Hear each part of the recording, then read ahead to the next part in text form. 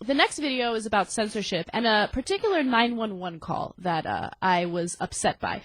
The girl who made the 911 call, her name is Adrienne Ledesma.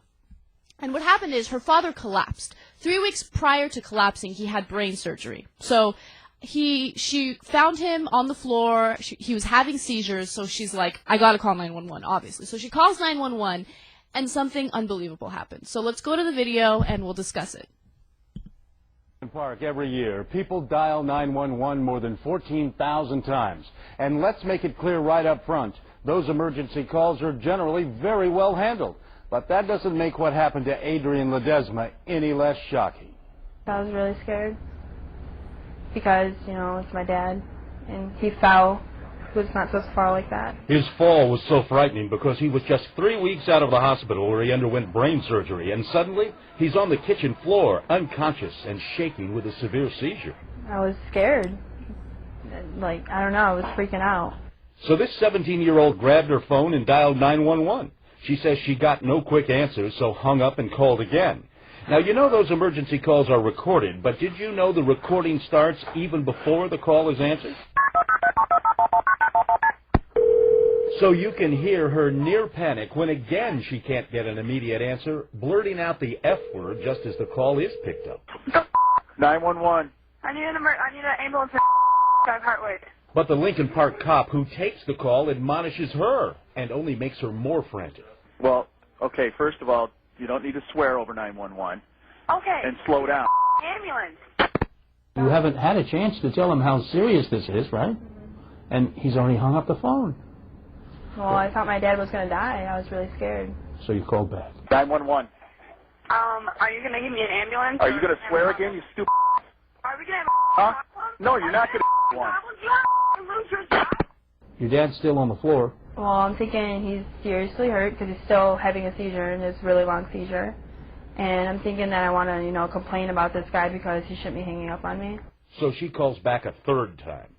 911. I just want to know what's your name because you're getting sued. Good. What is it? Good. Good for you, because you're a buffoon. After wasting more than 6 minutes, the cop finally called the rescue squad. There it is. I kept getting a 911 call from this filthy-mouthed girl that wanted a rescue. I never found out what it was, and I was never able to transfer it over to you. And that's the same story he told on the police radio when he dispatched a squad car to the house. I kept getting 911 calls from this girl, hostile girl, requesting a rescue. No idea what it's for. I couldn't get through her comments. Meanwhile, Adrienne left her older brother to tend to her dad and rushed a few blocks here to police headquarters to demand help and file a complaint.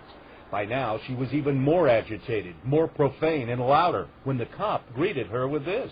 Are you the girl with the foul mouth? And I said, yes. And then he came out from the back and then put me in the back room and then arrested me. That's right. She was cuffed and cited for disorderly conduct and abusing 911, a charge that doesn't even exist. So, who is this officer who so badly mishandled such an important job? He's Sergeant Robert McFarland, a 20-year veteran of the department and a man who did his best to avoid public accountability for what he did here. Sergeant, get out of here. Help us understand. Get out of here. What were you thinking? No comment. What were you thinking, sir? You put a life in danger. You put the taxpayers at risk. The officer, who makes at least $62,000 a year, has publicly said not a word at all about his conduct that day, while his boss has not ducked responsibility. Lincoln Park's chief of police, Tom Carnes, not only agreed to be interviewed, he was refreshingly... All right. All right.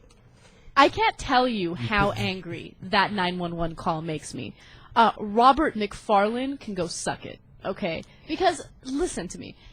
She said, what the fuck, because no one was answering the phone, right? And who cares if she said what the fuck?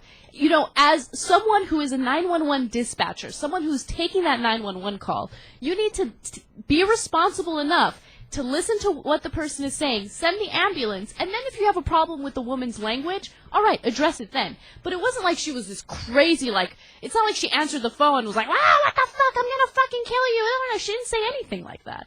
And in fact, I hate when he starts complaining about how he didn't get the address, and he didn't get to find out what the situation was because she was being hostile. He couldn't get through her comments. Yeah, exactly. Sure, guy. No, this is the only thing. Is of course the operator wasn't. It wasn't like this such a small town that the operator is also the police officer. These are two different people, right? These are two different people. Yeah. Okay, so she rushed us to the police station or the nearest whatever little. Wherever they had this little, they look like a very small building. But she rushes there, and it's already been relayed to this guy that there's a hostile girl on 911. Exactly. So he knows even less of the situation. Exactly. Well, I mean, I hope we can follow this. You know, we have our reporters out in the field in Lincoln Park. It took a lot of work to obtain that video. Yes. But we did obtain it. And I couldn't make out what he called her because he cussed right back. He did. That's another point that I wanted to make. It's like, oh, she was hostile and she was cussing at me. Yeah, because you cussed back to her. Like, I think he called her a stupid bitch, but they beeped it out. But I mean, come on. It's the biggest form of hypocrisy. You're gonna say, I can't believe you use that language, you fucking bitch. Exactly. Don't talk to me like that, you little whore. Exactly. Let me hang up on you. And I couldn't get through her comments, maybe because you didn't keep the phone to your ear long enough. I'm sorry. He's ridiculous, and you know, I'm glad that Adrian's father's okay now, and I'm glad that some way, somehow, he got the medical attention that he needed to survive. But people like that need to be fired. People like that can't be 911 dispatchers because you have to be able to handle all sorts of situations. You have to deal with all sorts of callers who are frantic, who are crazy, who don't know what to do, who are blinded by their own, sense of shock.